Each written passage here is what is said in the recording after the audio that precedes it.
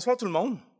Je me présente, mon nom est Guy Auclair et je vais prendre quelques minutes pour vous expliquer le fonctionnement de votre soirée rencontre préélectorale.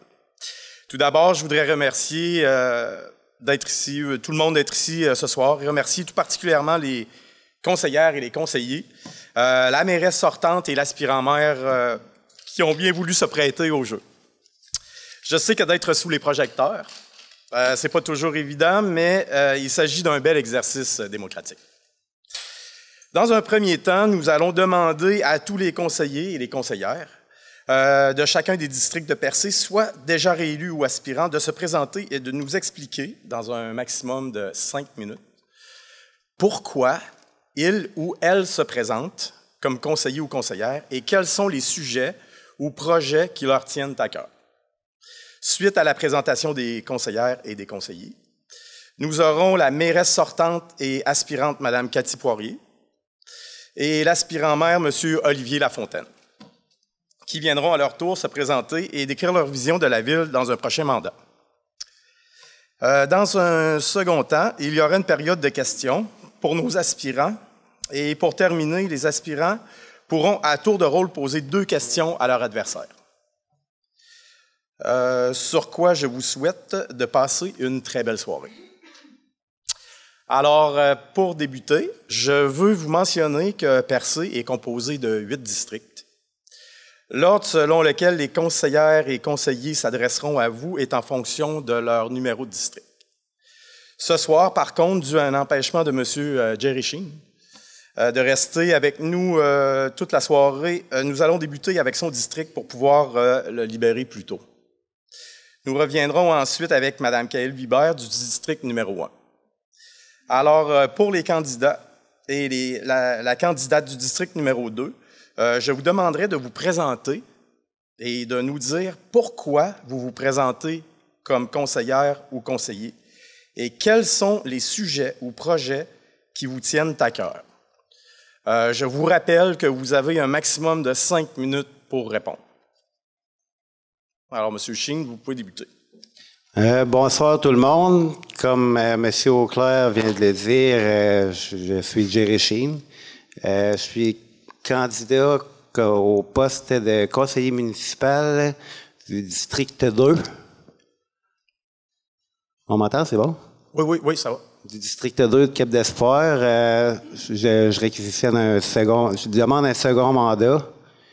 En fait, au cours du premier mandat, mes réalisations, ce sont quelques réalisations de mon district et un peu partout dans le Grand Percé en tant que bénévole aussi, pour le développement des sports, des infrastructures, événements, festinage, Red Bull Crash Ice, tous ces événements-là. Puis les réalisations dans mon district sont pour les chemins, les routes qui sont en train d'être faites. J'aimerais avoir un second mandat pour continuer le travail. Et puis c'est ça. Je souhaite bonne chance à Shana, à Michel et à tout le monde. Merci tout le monde. Bonne soirée.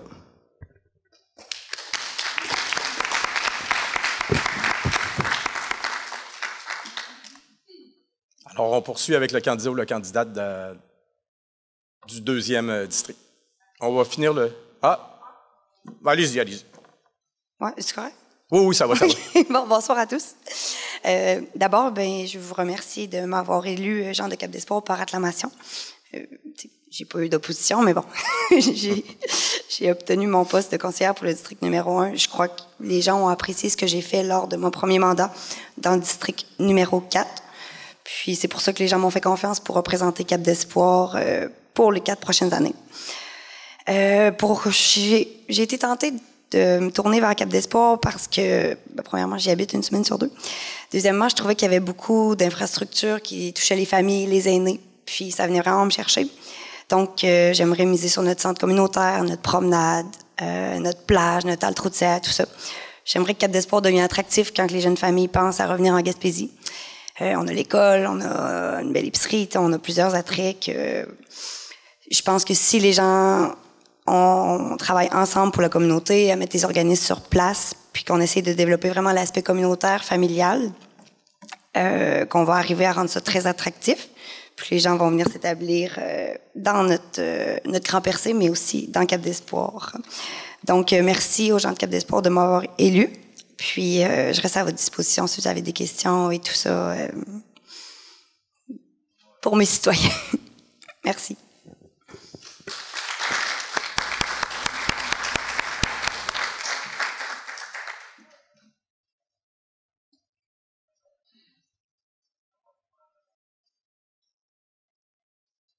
Bien, bonjour tout le monde. Moi, je m'appelle Chana Roussy. Je me présente pour le district numéro 2 comme conseillère municipale. En fait, moi, il y a beaucoup de gens qui me ne connaissent pas. Moi, je suis une nouvelle arrivante. Dans le fond, je suis arrivée il y a 3 ans et demi dans la région.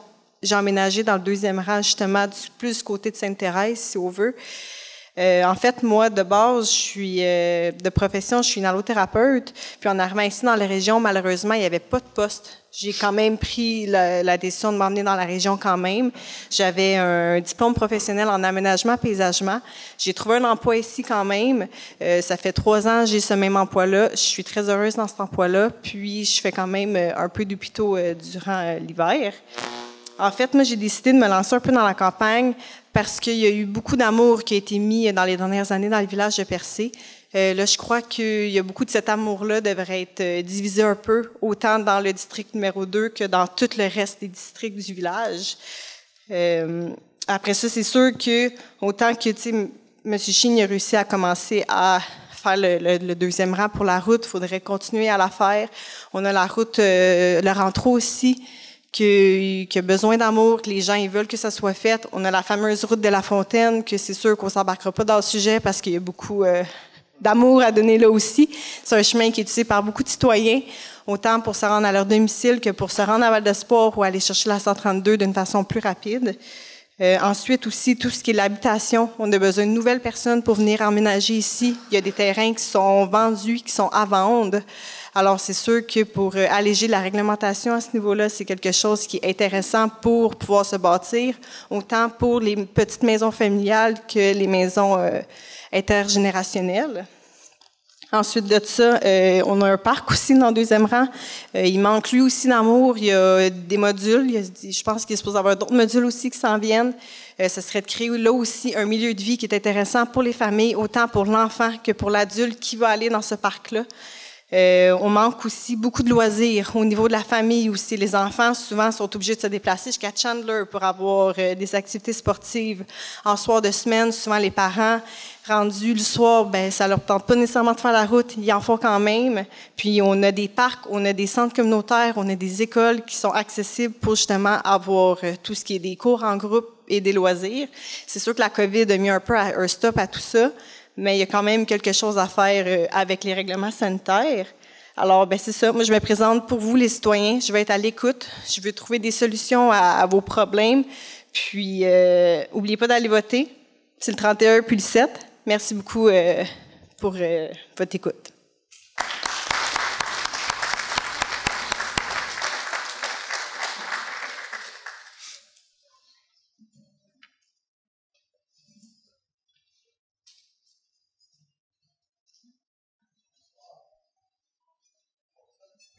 Oui. OK. Je me présente. Moi, c'est Marjola Warren. Je me présente pour le district 3, puis de Val d'Espoir. Puis, je peux vous dire les choses que j'ai faites, mais tout le monde le savent pas mal. Mais je peux parler des nouveaux projets qu'on a. On a l'école de permaculture et d'agriculture innovante. On a l'ouverture du relais de skido au centre sportif prévu pour le 25 novembre. Ben, je suis chanceux pareil parce que c'est moi qui est le président. Ça fait que vice-président, c'est Sylvain, puis j'ai des membres avec moi. Ça fait qu'on se présente un peu comme ça. J'ai des choses comme la salle communautaire, là. Elle paye plus de compte d'électricité. C'est la ville qui paye ça. Puis j'ai beaucoup de petites babelles de même que j'ai faites. Puis je suis un bénévole. Dans ma paroisse, carnaval, marmotte, chauffer la fournaise à bois de l'église, l'hiver, nettoyer les perrons, le perron de l'église, le presbytère, avec mon ami Sylvie aux Bourgelettes. Puis c'est pour ça que, juste pour vous dire que dans ma présentation, je suis très fier que l'école est permaculture, puis je suis très fier de l'ouverture du relais qui va s'effectuer le 25. Merci tout le monde d'avoir écouté.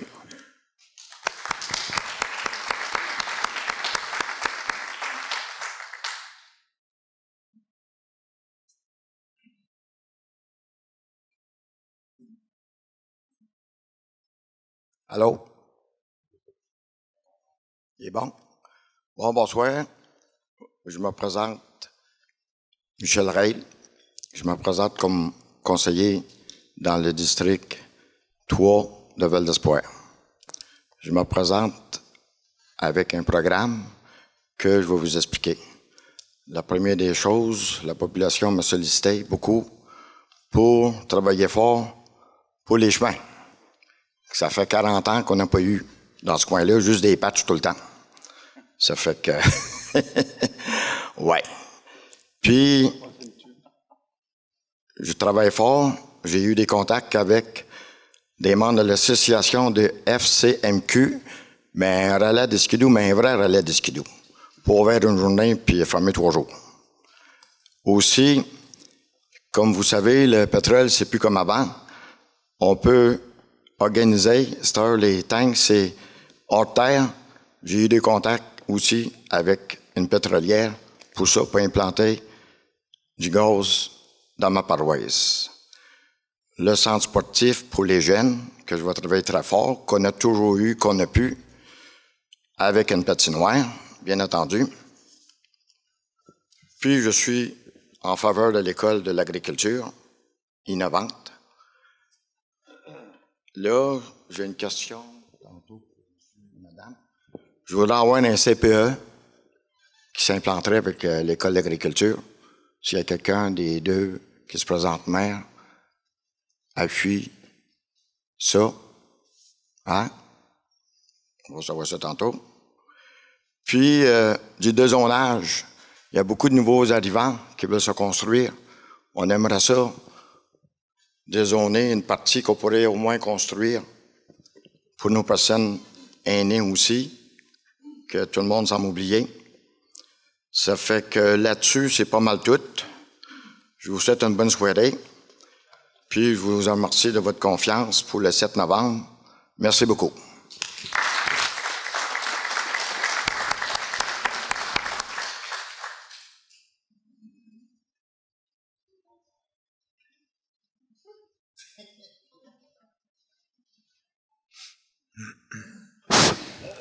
Bonjour à tous. Bonsoir, oui, c'est ça, Madame Cliff. À ceux-là qui ne me connaissent pas, je m'appelle Yannick Cloutier, je me présente pour le district 4.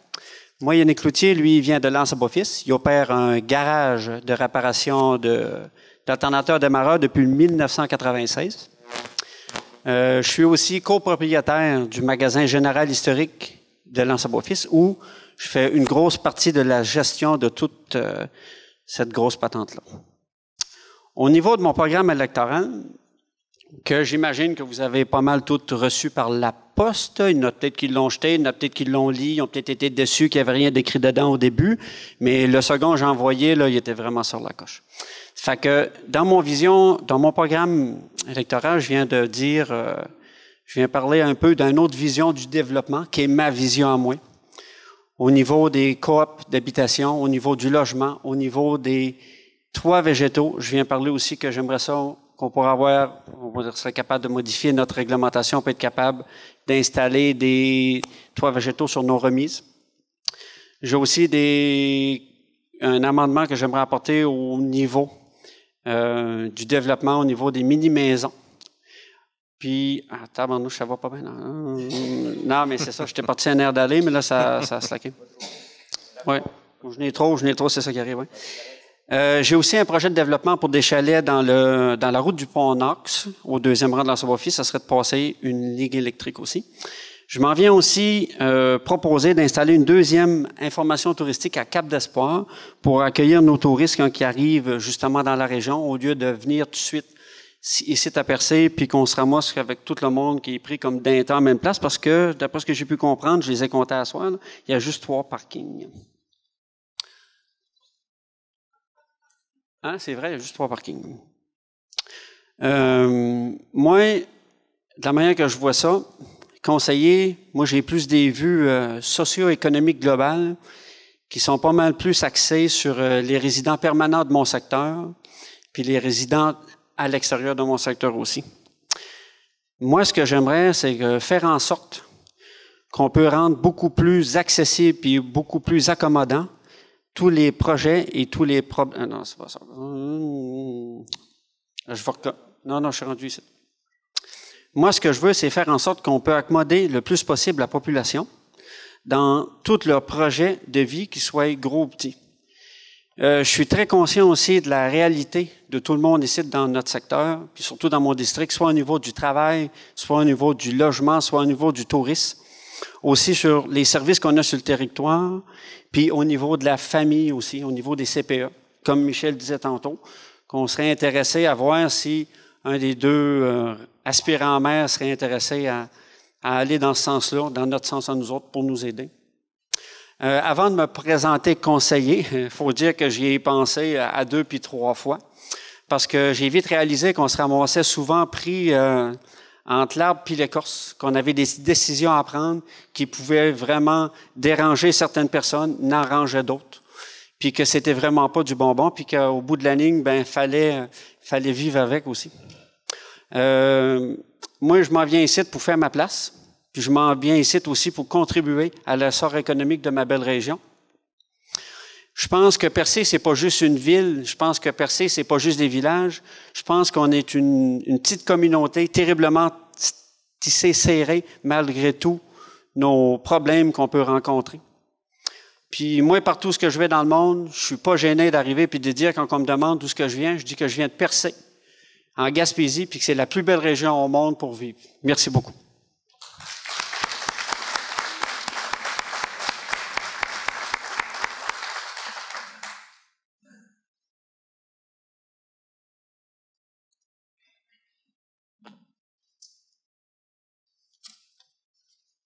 Un, deux, ça marche. Bonsoir tout le monde. Moi, mon nom, c'est Clifford Hubert. Je suis pêcheur de homard. Ensuite, après, je suis opérateur machinerie lourde pour comme le restant de l'année, jusqu'en novembre-décembre. Là. Moi, j'ai grandi à Percé. J'ai élevé ma famille à Percé. Puis c'est pour ça que j'ai décidé de me présenter dans le district 4 comme conseiller. Puis, je suis à Percé de là depuis presque 29-30 ans que je reste là au Cap-Blanc. Moi, je voudrais dynamiser au maximum et rendre attractif pour toutes les jeunes familles ainsi que toutes les personnes âgées. Puis, je suis prêt à continuer à travailler, non, pas à continuer, à commencer à travailler avec rigueur avec tout le conseil de développer de nouvelles choses. Pour y arriver, il faut veiller à une saine gestion des dossiers suivants. Les familles, la voirie, ainsi que les infrastructures municipales. À mon avis, il faut poursuivre ce que le conseil précédent a débuté, c'est-à-dire aller chercher des sous, des sources de revenus supplémentaires afin d'alléger le fardeau fiscal de tous les citoyens. Rendre attractif pour les gens qui souhaitent s'établir en Gaspésie. Finalement, je les ai impliqués au niveau communautaire et d'aider les organismes qui œuvrent à développer des activités culturelles, sportives pour notre communauté. Ayant été bénévole pendant plusieurs années pour d'autres organismes, je tiens à vous dire que c'est avec l'aide de vous tous que nous allons y arriver. Si mes idées, mes valeurs et mes opinions vous représentent, votez pour moi le 31 ou le 7 novembre. Je serai à l'écoute de vous tous. Merci et bonne fin de soirée.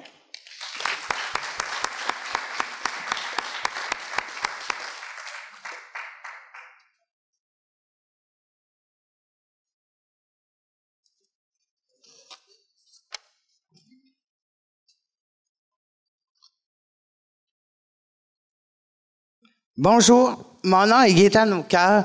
Je me présente dans le district numéro 5. J'habite à Percé depuis déjà 23 ans. Je suis natif de Grande-Rivière. Moi, ce qui m'apporte à me présenter, c'est parce que je veux donner mon écoute et mon soutien à tous les gens de mon district. Déjà là, il y a des gens qui sont venus me voir puis m'ont dit, regarde, Gaétane, on est inquiets, la population est vieillissante. La population est vieillissante, puis il n'y a pas de logement. Il y a des gens qui m'ont dit, regarde, il y a déjà 2, 3 madames qui sont parties rester à Grande-Rivière, Gaspé, tout ça. C'est des personnes âgées. Une personne de 20 ans, 30 ans, elle va partir, elle va se faire des nouveaux amis. Mais une personne qui a 75, 80 ans, c'est plus dur de se faire des amis, c'est sûr. Moi, ce que je voudrais, c'est avec le maire ou la mairesse qui va être élu et les conseillers et conseillères, j'aimerais m'asseoir là puis dire, regarde, OK, ce qu'on veut, on va aller voir au niveau du gouvernement, les paliers du gouvernement, on va essayer d'emporter un logement pour les personnes âgées, mais comme un exemple, à Grande-Rivière, il y a un logement qui a été fait en 2015. Ce logement-là, qui s'appelle La Rive. C'est un logement qui est pour les gens autonomes et semi-autonomes. C'est un logement, ils ont leur logement, leur loyer, pareil comme un autre loyer, mais il y a le manger à la salle de dîner. Ensuite de ça, à tous les samedis, ils ont des petits bingos. C'est une place que les gens peuvent faire du social.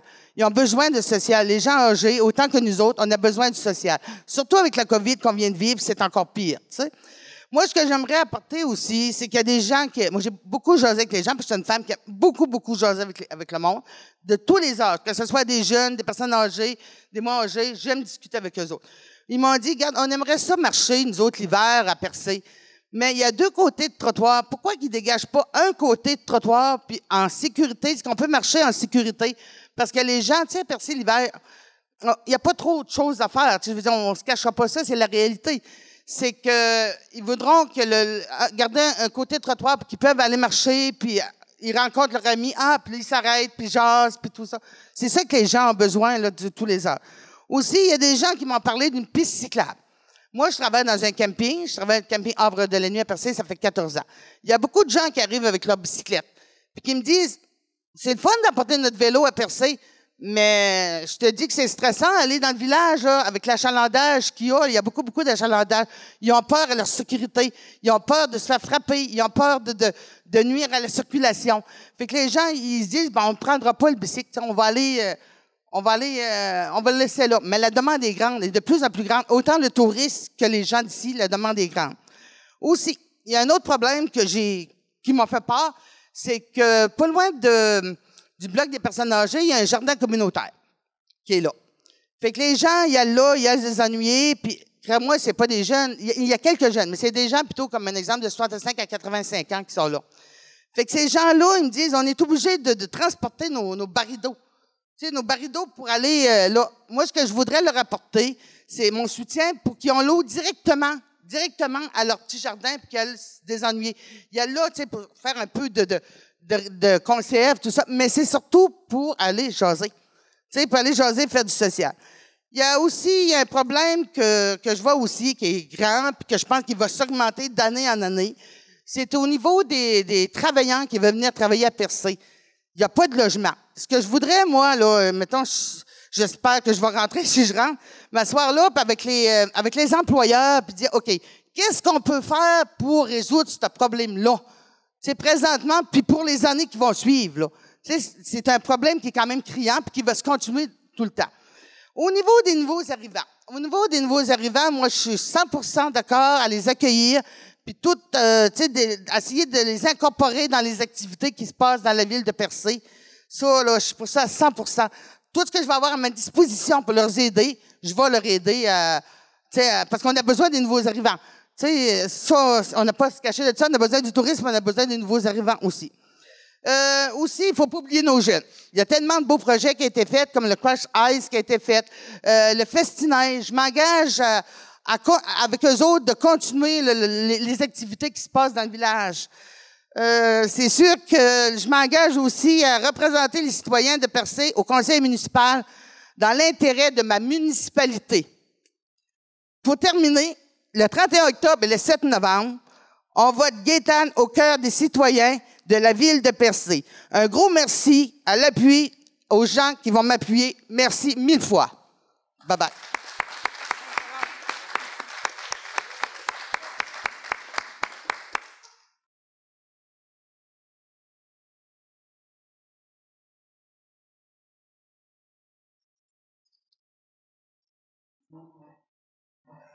Oui, bonjour. Moi, je m'appelle Guillaume Marbeau. Mon micro marche-tu? Oui, OK. Bon, ben moi, je m'appelle Guillaume Marbeau. J'ai déménagé ici, ça va faire 44 ans au mois de janvier. Fait que, regarde, moi, je suis natif de la place. J'aimerais bien rentrer comme conseiller pour changer bien des affaires. Comme que Gaétan disait, les personnes âgées, eux autres, il faut vraiment s'en occuper. Moi, j'adore jaser avec des personnes âgées. Ils me racontent toutes sortes de choses, hein, des affaires qui n'est pas possible, des affaires qu'on ne crée même pas. Regarde, tu sais, regarde, moi, je n'ai pas préparé de papier à rien. Mais, tu sais, puis moi, ben, j'aimerais travailler avec tous les districts. Pas juste, pas juste mon district. Il y a en masse d'autres districts qui ont besoin de quelque chose. Regarde, on pourrait organiser plein d'affaires. Pareil comme moi, j'allais pêcher, puis j'allais à Malbaie, OK? Je passais là, à 3 heures le matin là, au vieux pont, là, au viaduc. Il y avait comme 30 chars man, qui allaient là tanker. On pourrait organiser des affaires comme le Festival du Bon-Rayé à Barachois. Regarde, organiser plein d'activités, faire plein de choses. Regarde, puis... Ouf, regarde, tout à l'heure, là, j'étais assis, j'avais plein d'idées. Mais là, c'est un... Hein? Ouais, ça m'a rassis.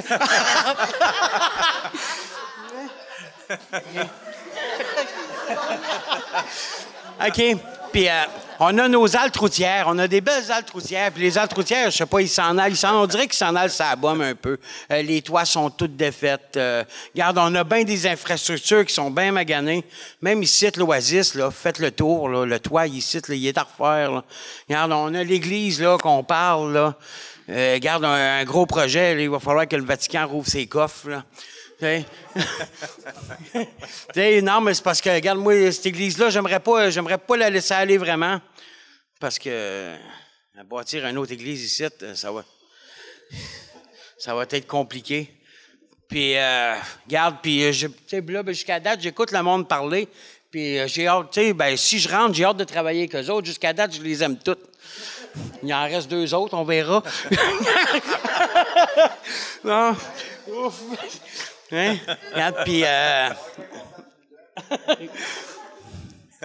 Puis là, ben, regarde, c'est ça. Puis les nouveaux arrivants, ben, une chance qu'il y en a des nouveaux arrivants parce que, regarde, puis je trouve qu'ils s'impliquent beaucoup dans la communauté.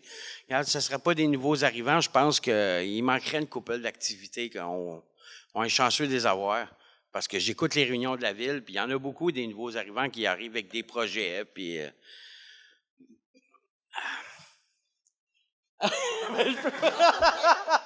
Bon, OK, fait que c'est ça. Fait que, regarde, moi, je m'appelle Guillaume Marbeau, puis je suis le conseiller pour qui il faut voter, parce que là, je suis gêné un peu de parler en avant de vous autres, mais normalement, je suis pas gêné, pas en tout.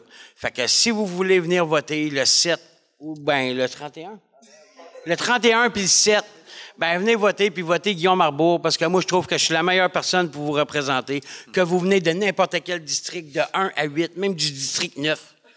OK? Je vais vous écouter, puis votre idée, je vais l'apporter à la table du conseil, puis je vais en parler. Puis, regarde, puis même là, encore, là, dans 6 mois, là, mais que je suis élu, là, OK? Ben, je vais revenir, je vais refaire tout le tour de tout le monde pour savoir comment que ça se passe, puis qu'est-ce qu'ils aimeraient. Parce qu'on a bien beau avoir toutes nos idées, les conseillers, mais c'est pas juste nos idées, c'est toutes vos idées à vous autres qui est important. Fait que, regarde, le 31 puis le 7 novembre, ben venez voter. Fait que comme ça, si vous venez voter, ça va vous donner le droit de chialer. Je vous souhaite une belle soirée.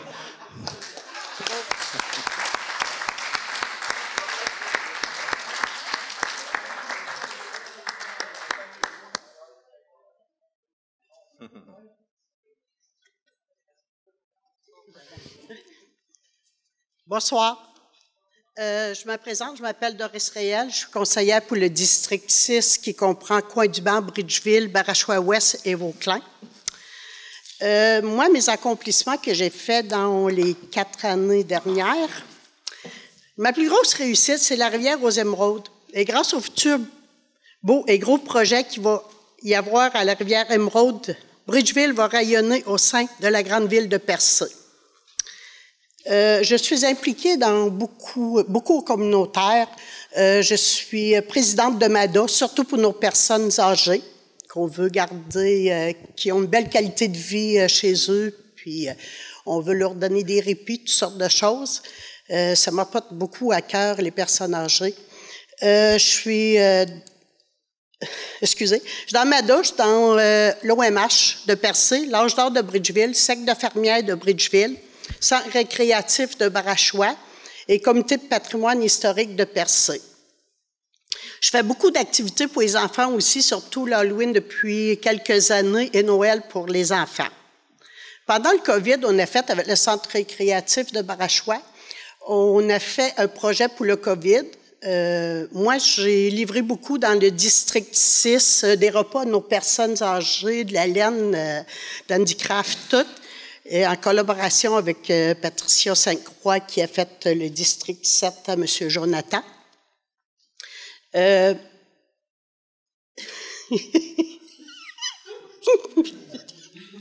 Tu travaillais.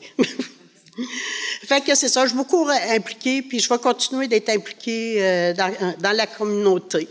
Ma vision pour ma campagne électorale de 2021 n'en est pas une de mes promesses ou de projets précis. Mon engagement va dans le sens de continuer mon implication dans toutes les sphères communautaires de mon district, autant auprès des aînés que des enfants, que de la population générale.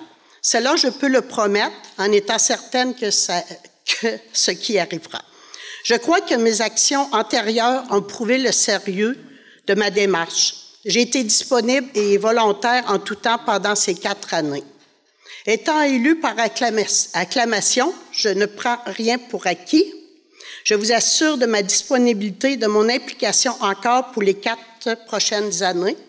Et je vous remercie tous les citoyens et citoyennes en tout cas, je suis élue par acclamation et je vais continuer de travailler pour vous parce que j'aime bien ça. Bonne soirée.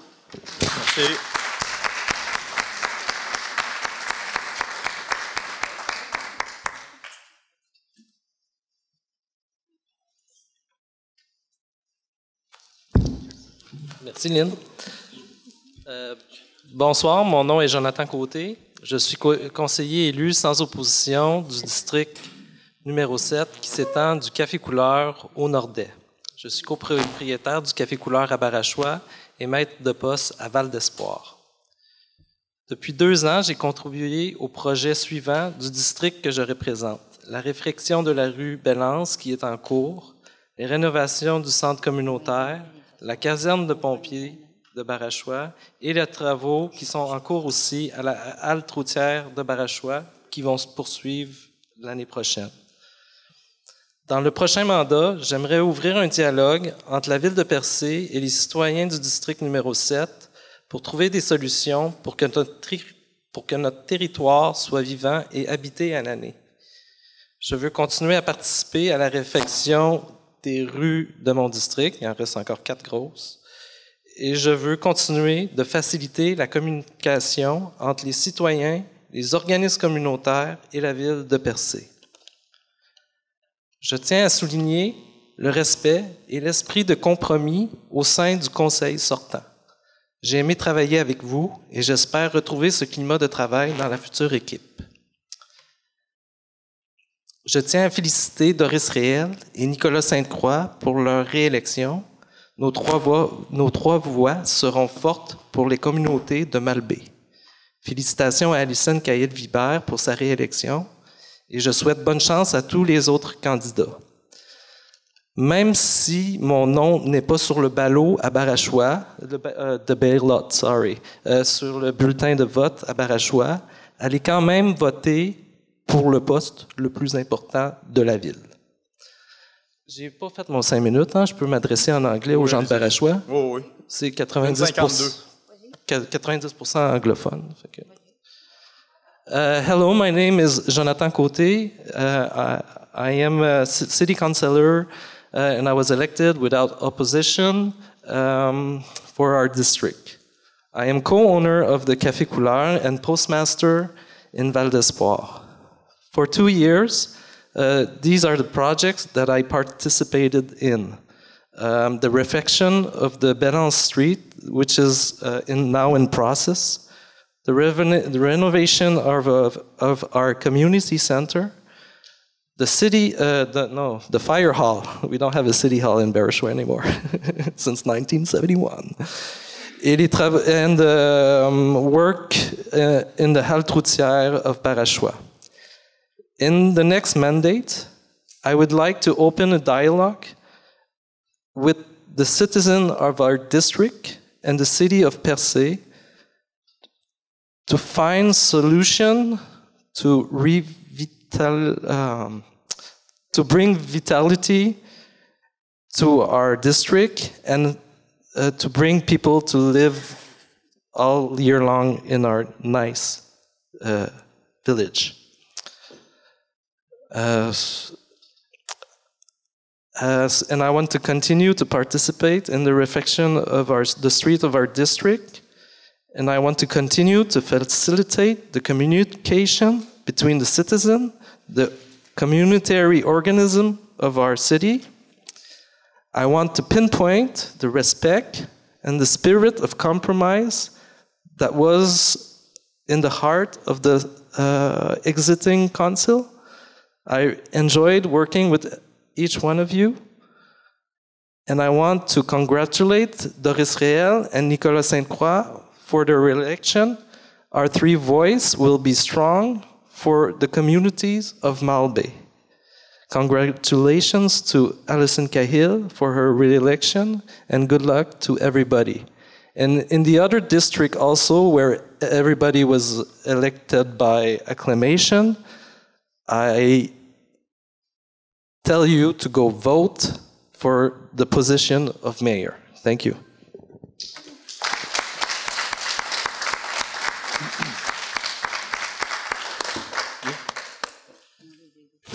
Bon, alors tout le monde s'est exprimé. Je vous remercie sincèrement car je sais, comme je disais tout à l'heure, là, c'est pas évident d'être sous les projecteurs, mais vous avez été tous super. Maintenant, je vais vous inviter à venir vous asseoir aux places réservées ici à l'avant. Si c'est possible, s'il vous plaît, de prendre vos petits cartons sur les tables avec votre verre d'eau. Je vais demander à Mme Poirier et M. Lafontaine juste de vous lever. On va préparer les tables, ce ne sera pas très long. Vous allez pouvoir vous installer en avant. Bonsoir, Mme Poirier. Bonsoir, M. Lafontaine.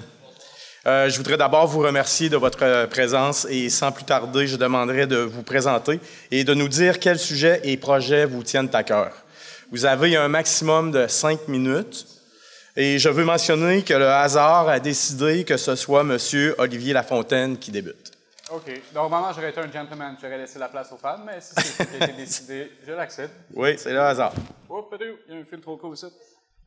Bonjour tout le monde. Je suis Olivier Lafontaine, candidat au poste à la mairie. Je me considère comme le candidat à la mairie qui doit être élu. J'ai passé les dernières semaines à vous connaître plus que jamais. J'ai été aux portes les unes après les autres, puis j'ai pris le temps d'écouter les gens. On m'a partagé beaucoup d'informations, puis j'ai été à l'écoute. J'ai compris qu'il fallait plus de positivisme. Il faut que mon positivisme devienne contagieux, une vraie pandémie de positivisme. Briser les barrières qui nous empêchent d'avancer et qu'on continue à croire en notre potentiel, pas seulement touristique, mais notre potentiel personnel que l'on peut mettre en application partout dans notre communauté. Il faut voir que le petit peut devenir très grand. Nous avons des artistes et des artisans qui se doivent d'être mis sous les projecteurs. Nous avons des espaces immenses, d'une beauté exceptionnelle que la nature nous offre et nous nous devons d'exposer la simplicité de notre environnement plutôt que de le transformer à coups de millions. Nous avons déjà des infrastructures beaucoup plus belles que la nature nous offre gratuitement. Mon rôle en tant que maire, c'est d'être un leader. Un leader, ça se doit de réunir les gens, et puis de prendre une direction. Moi, je veux prendre la direction, le cap vers l'espoir. Pourquoi l'espoir? Parce que c'est avec ça qu'on gagne. Je vais tout faire en mon possible pour travailler sur la rétention de nos jeunes, de nos familles et de nos aînés. Profiter de la vague de migration. Les Québécois quittent les grandes villes et on se doit d'être conscient qu'il nous faut une classe de travailleurs actifs année après année. Et on se doit de créer une offre de qualité de vie qui va représenter les gens à s'installer ici, qui va intéresser les gens à s'installer ici. Il faut créer des opportunités et les partager avec la population, ceux qui veulent être actifs et contribuer au développement de Percé. Je vais travailler à l'assouplissement de la réglementation au niveau de l'habitation, au morcellement des terres et au changement de la réglementation pour permettre une plus grande flexibilité. On doit d'abord et avant tout consacrer tous nos efforts pour créer de l'habitation, avoir une population stable à l'année, avoir une augmentation des familles ici. Je veux donner des crédits de taxes pour des périodes de 5 ans à toute nouvelle habitation d'habitative. Également 50 crédits de taxes pour toutes les créations de maisons intergénérationnelles et un 10 ans de crédit de taxes pour toute création de CPE ainsi que de résidences pour personnes âgées. On va également donner 2 ans de crédit de taxes pour tous les gens qui vont faire des retours en région et les nouveaux arrivants. On va travailler avec constance sur nos routes. On a des équipes qui ont des compétences, puis on se doit de les valoriser. Également, les compétences de nos différents directeurs de département se doivent d'être centrées sur le bien-être des citoyens. On se doit d'être dynamique. Nous allons être incomparables. On va travailler sur l'offre de vie. On se doit de prendre le flambeau qui nous est offert et de devenir un exemple pour tout le Québec. Ici, tout est possible. Puis chaque fois qu'on va entendre quelqu'un qui va nous dire non, laissez-moi vous dire qu'on va simplement se rapprocher de la plus grande de nos victoires. Ça va être celle de redonner de la vie à notre coin de pays. Nos enfants, nos jeunes générations seront attachés avec lien, puis ils ne voudront plus quitter, parce qu'il va y avoir des opportunités d'avenir. Nous allons réorienter notre vision et nos priorités. On va régler un problème tout de suite, puis ça s'appelle faire des vignettes pour le stationnement de nos travailleurs. Au cœur du village de Percé, je refuse d'aller chercher tous les jours 10 $ dans les poches de nos travailleurs. Il faut redonner une orientation artistique à notre ville. Nous sommes un berceau d'artisans et de créateurs. Organiser des festivals, ça prend peu d'infrastructures, ça tisse les liens et ça crée de la culture pour celle d'aujourd'hui. Comme j'ai dit plus tôt, notre nature partage des scènes incroyables et nous nous devons de les respecter, de les partager avec nos visiteurs et d'offrir une opportunité de rallonger nos périodes d'achalandage à l'année. Pour mon premier mandat, je vais travailler d'arrache-pied à mettre en valeur tous nos villages pour les développer d'une façon stratégique et organisée, à l'image des gens qui les habitent, d'une façon de développer simultanément le potentiel de chacun. Je vais travailler à lier nos différentes compétences et de faire de nous une force économique sans précédent. Je suis parti seul, il y a 9 ans, avec 2000 $ en poche, puis le rêve d'accomplir une vie remplie d'exploits. Il y a 6 ans, j'ai acheté ma maison parce qu'il n'était pas question de lâcher mon rêve de devenir gaspésien. Il y a 3 ans, je me suis lancé à mon compte parce qu'il n'était pas question qu'on puisse limiter mon potentiel. Puis depuis ce temps-là, j'ai atteint le succès. Puis ce que je veux faire, c'est de laisser un sentier derrière moi où ce que les gens vont pouvoir marcher, puis eux aussi y arriver. Je veux donner du courage aux gens, puis leur permettre de croire qu'ils peuvent arriver à tout. Puis cette année, je vais vous demander d'être courageux. Je vais vous demander de me faire confiance, de croire au changement, de croire aux jeunes, puis surtout de leur laisser leur chance. Cet honneur va me permettre, encore une fois, d'accomplir plus d'exploits, d'être encore plus au service des gens. J'ai l'énergie, j'ai la patience, puis j'ai l'écoute nécessaire pour accomplir cette tâche avec brio. Ma motivation et la réussite par-dessus l'effort, c'est pas l'argent qui me motive, mais l'accomplissement. Je m'engage. Désolé, Monsieur Lafontaine, ça fait 5 minutes. Il me reste une phrase. Juste de terminer. Allez-y. Oui, il reste ça. C'est vraiment court. Je m'engage à ce que ma parole reflète mes engagements et que les actions suivent. On va bâtir tout le monde ensemble le Percé de demain. On n'abandonnera pas nos aînés. On va prendre soin de nos jeunes. Puis on va donner l'opportunité à notre classe active. Merci beaucoup.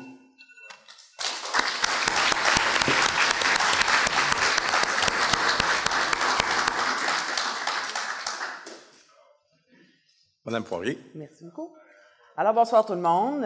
Cathy Poirier, candidate au poste de mairie pour le prochain mandat, mairesse sortante des 4 dernières années. Alors, écoutez, moi, évidemment, mon désir est de poursuivre le mandat que je me suis donné il y a 4 ans. Donc, j'ai l'intention de rester en poste. Première des raisons, je vous dirais, parce que j'aime ça, j'adore ce que je fais. Quand je suis entrée à la mairie il y a 4 ans, c'était pour créer de la richesse collective à Percé, réduire le fardeau fiscal sur le citoyen, rallier le Grand Percé, qui est une municipalité fusionnée depuis 50 ans. Donc, rallier la fierté du Grand Percé, de développer dans ce grand territoire pour habiter le grand territoire. Alors, on s'est donné, j'ai été élue il y a 4 ans, donc j'ai été bien contente de ce mandat accompli. Qu'est-ce qu'on a fait pendant ces 4 ans-là? Je ne veux pas m'y attarder trop longtemps parce qu'il y a quand même beaucoup de matériel, mais on s'est doté, entre autres, d'une planification stratégique.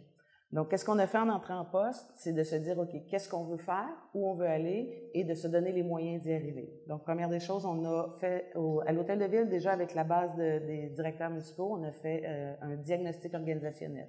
Donc, déjà pour s'assurer que la fondation administrative à la Ville de Percé était adéquate pour ce qu'on voulait se donner comme objectif.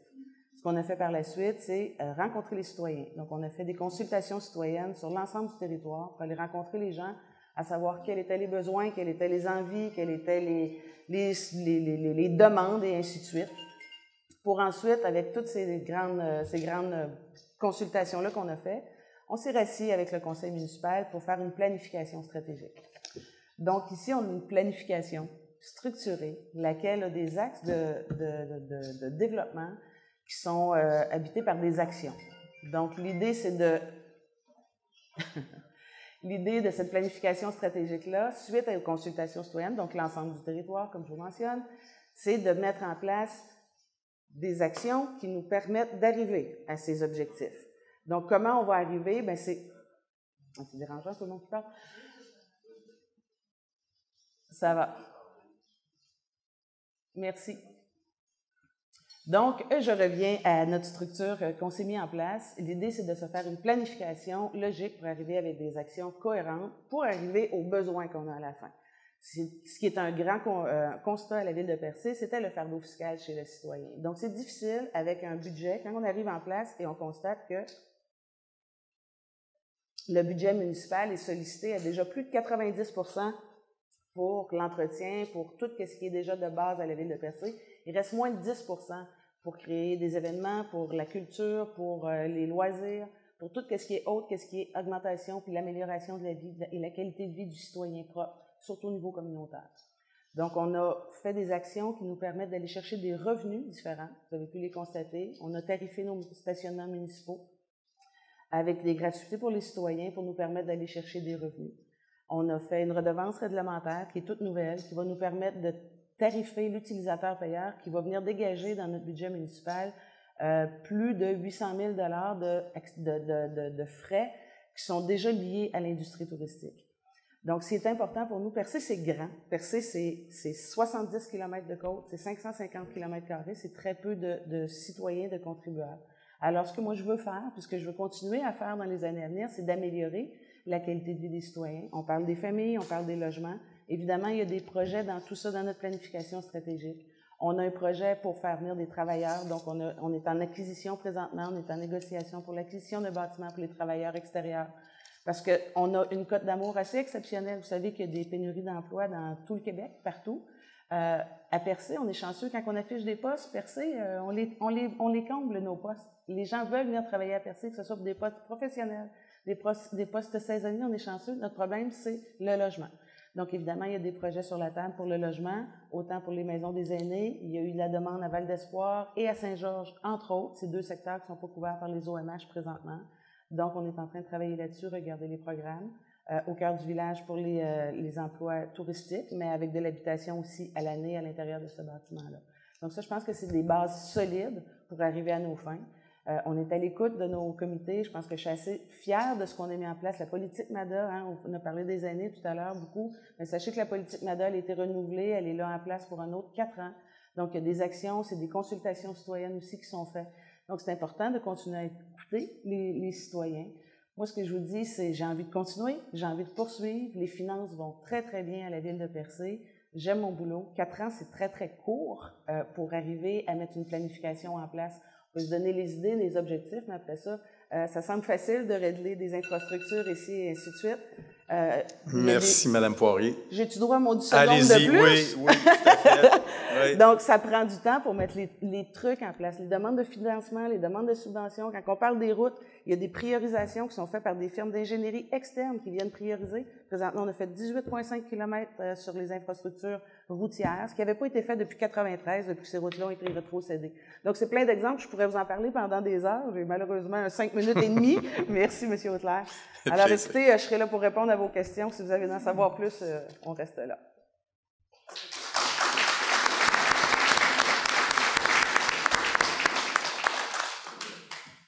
Bien, merci à chacun de vous. Maintenant, on va passer à la période de questions. On a la journaliste ici de Radio-Canada qui va poser des questions. Madame Marguerite Morin de Radio-Canada Gaspésie-les-Îles.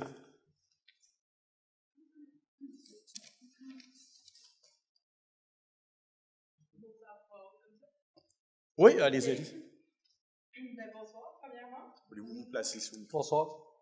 Vous pouvez vous placer ici. Bonsoir. Bonsoir. Donc, tout d'abord, je me demandais quelles sont les pistes de solutions pour réduire le fardeau fiscal des citoyens de la ville de Percé.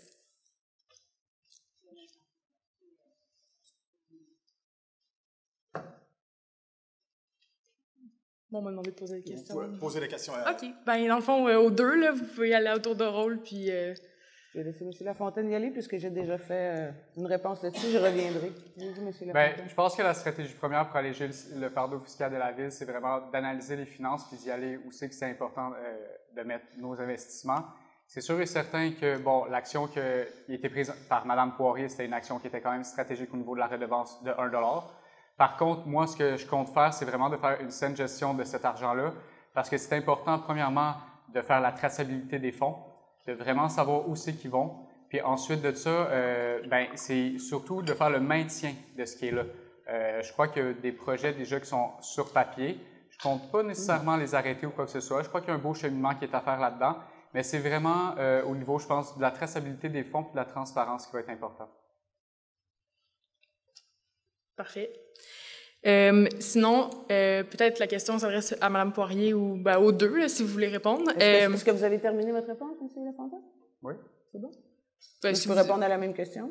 Oui. Donc, d'abord, je dois mentionner, M. Lafontaine, que la traçabilité des fonds, elle est publique dans une municipalité. Donc, c'est régi par des lois, les cités et villes. Il y a des vérificateurs externes qui passent. Donc, la traçabilité, elle est là, tout est public. Bon. Autrement dit, sinon, la diversification des revenus, la redevance réglementaire en est un objectif on pense on va être en mesure d'aller chercher entre 1 et 1,5 milliards. J'ai-tu dit milliards? J'ai dit millions supplémentaires. Donc, c'est quand même un apport considérable, considérant que la ville de Percé a un budget seulement de 7 millions. 7 millions, en fait, c'est très peu si on le compare à des villes du même nombre d'habitants. Ils ont des budgets souvent de 10 millions, 12 millions. Donc, déjà, le budget municipal à Percé est très, très peu élevé. On a tarifé aussi les stationnements municipaux, le site de la rivière aux Émeraudes. Et ce qu'on pense, c'est qu'avec le fonds qui va être généré pour les redevances réglementaires, de réduire le fardeau fiscal, donc un allègement des taxes, et ensuite aussi, éventuellement, pouvoir réinvestir des mises de fonds. Quand on développe des projets, on a toujours besoin d'un pourcentage de mise de fonds qui vient du milieu. Donc, ça va nous permettre d'aller chercher des subventions aussi pour générer d'autres programmes qui vont éventuellement aussi pouvoir rapporter à la ville de Percé. Donc, c'est un peu d'inverser la roue, c'est d'être en mesure de développer des projets qui rapportent. Donc, c'est plus des dépenses, ça devient des investissements. C'est l'objectif. Merci. Excusez-moi, je veux juste m'assurer, je ne sais pas si je l'avais mentionné, c'est 2 minutes maximum pour la réponse. On doit être on était-tu pas prêt? Oh, vous étiez aussi. On est dedans? C'est bon. Parfait, merci. Prochaine question. Donc, il y a un projet en branle à propos de la rue commerciale. Donc, j'aimerais vous entendre à ce propos comment vous voyez ce projet-là. Je sais que Mme Poirier, ça a été dans vos propositions. Donc, quelles sont les prochaines étapes de ce projet-là? Puis M. Lafontaine peut-être développer aussi sur cette question-là. Je te laisse commencer. Parfait. Alors, le projet de rue commerciale, c'était pas dans les cartons quand on est arrivé il y a 4 ans. C'est vraiment quelque chose qui s'est replacé en cours de route.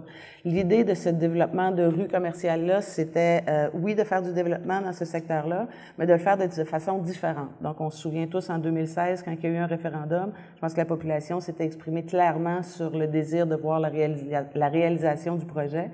Nous, ce qu'on a pensé faire, c'est de le faire autrement. Donc, on est présentement en projet pilote avec la Régie intermunicipale des matières résiduelles à développer un procédé nouveau qui nous permet de financer en grande partie ce projet-là.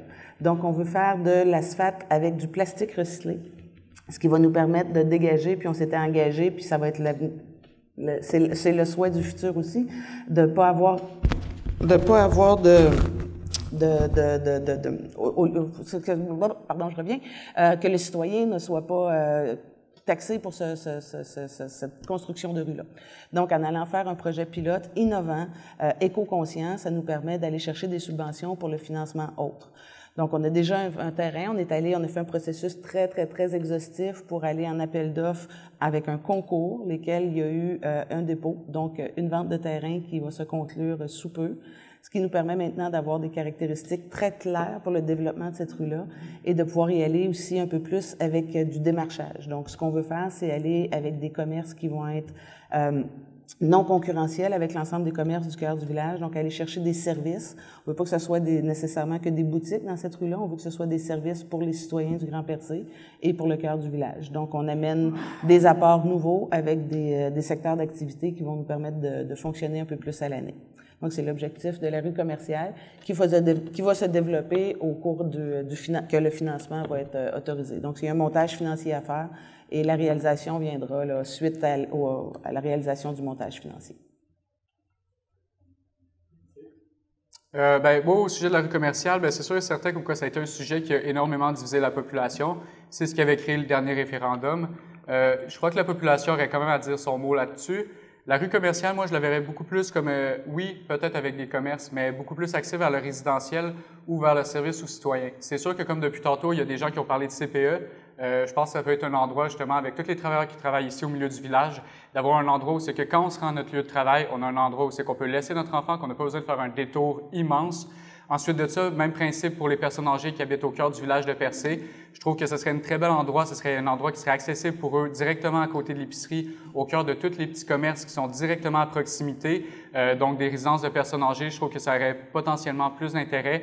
Puis moi, j'aurais eu tendance à faire l'inverse. Plutôt que de garder uniquement l'obligation d'avoir un 1,5 à quelque part, j'aurais sans doute ouvert une petite boutique au sous-sol ou quelque chose de beaucoup plus minime, puis d'y aller vraiment vers le problème principal qu'on vit, qui est vraiment la main-d'œuvre, puis dans le fond, l'habitation ici. Il faut faire la rétention de nos familles. Il faut qu'on ait des endroits pour que les gens vivent.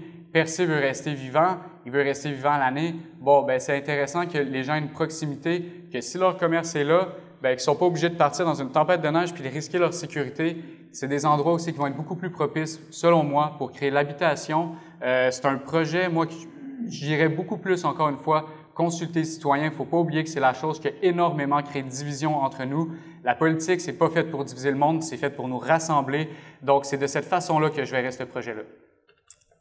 C'est le règlement d'emprunt qui avait créé une division. Il y avait un règlement d'emprunt d'1,7 million à ce moment-là, ce qu'on va éviter.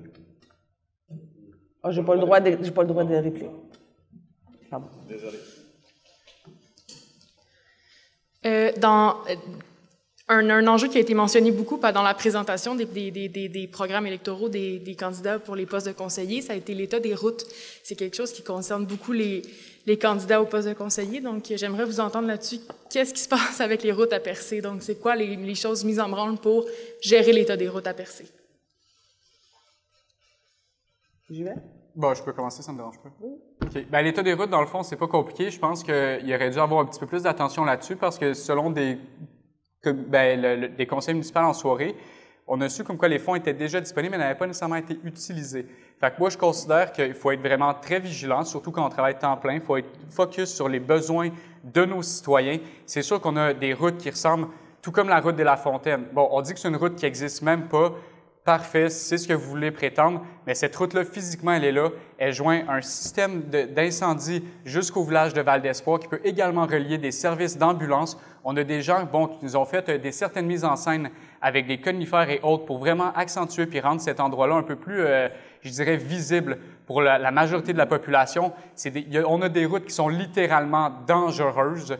Je crois que vraiment le travail sur la réflexion de nos routes est plus que nécessaire. C'est des orientations, on dirait, qui se sont servies année après année à jouer une chanson aux gens parce que c'est très populaire à dire, mais il faut qu'on ait des actions concrètes, peu importe qu'on ait les fonds qui viennent de différents paliers provinciaux ou qu'on aille les chercher ailleurs. Il faut vraiment qu'on axe, premièrement, sur la qualité de vie de nos citoyens, puis ça en fait partie. Parce que la personne qui s'en va travailler puis qui défonce son char à tous les jours, puis bon, on s'entend que les distances, des fois, vont être longues.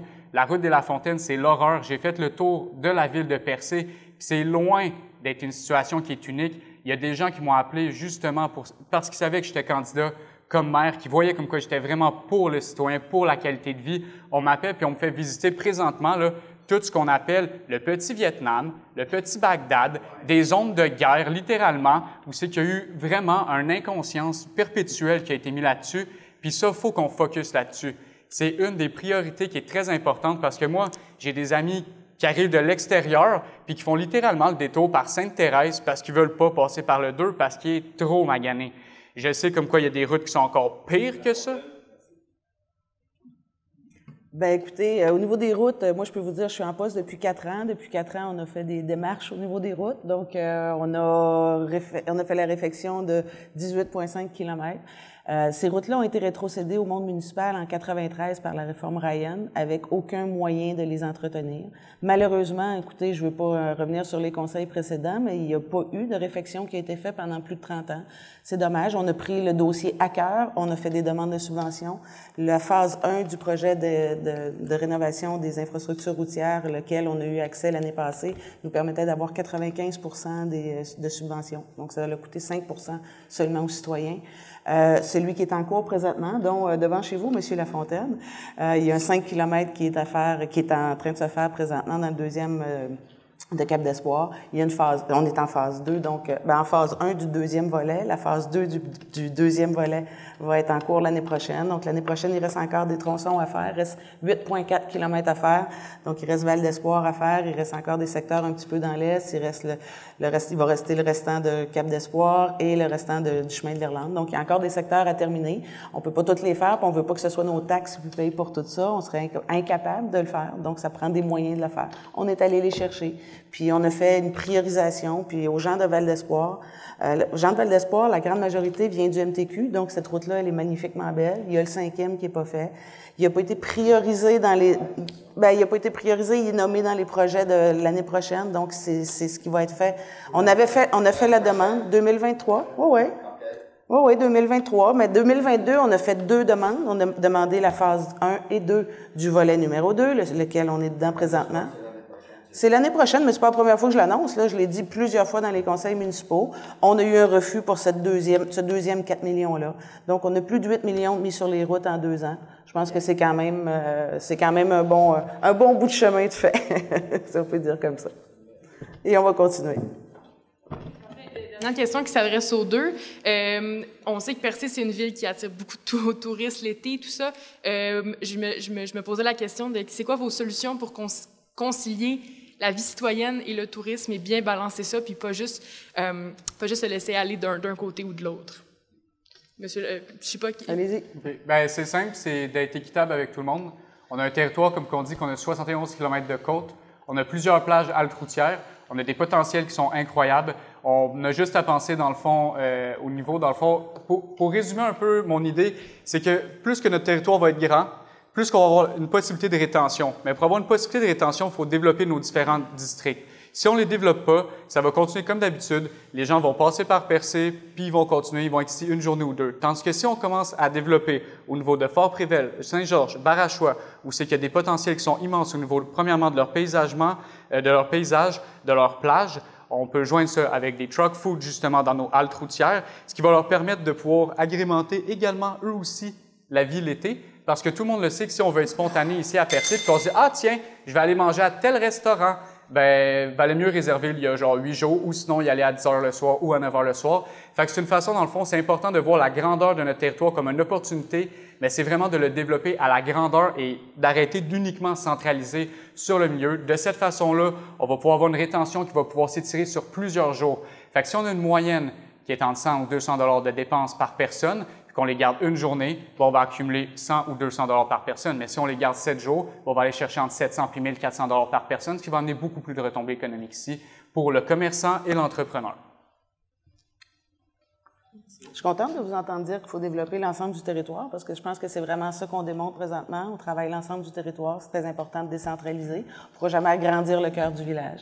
Donc, comment concilier le tourisme? Bien, je pense qu'une des bonnes façons de le faire présentement, c'était de consulter les citoyens par rapport à cette industrie-là et d'amener justement des revenus supplémentaires qui vont faire bénéficier le citoyen. Depuis toujours, le citoyen a payé pour l'industrie touristique à Percé. C'est comme inconcevable qu'il n'y a jamais eu aucune redevance pour le citoyen pour la ville, au fait, pour la municipalité. Parce qu'on peut penser ce qu'on veut, l'industrie touristique, elle est privée.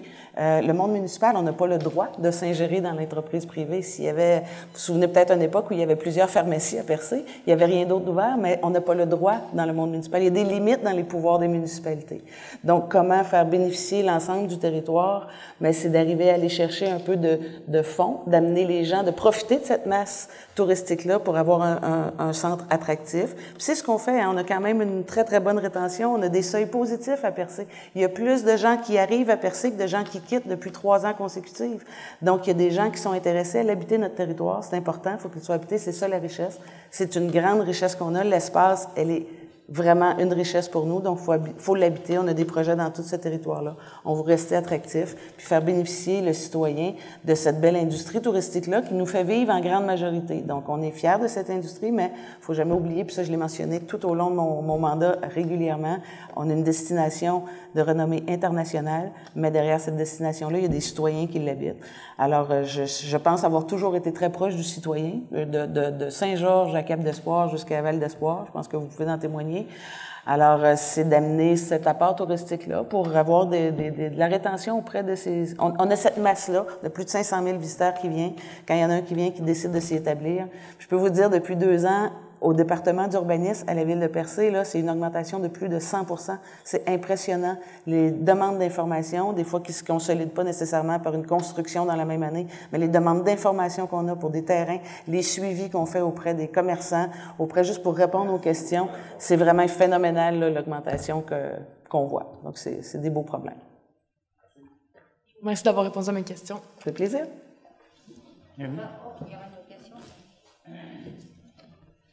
Question d'environnement.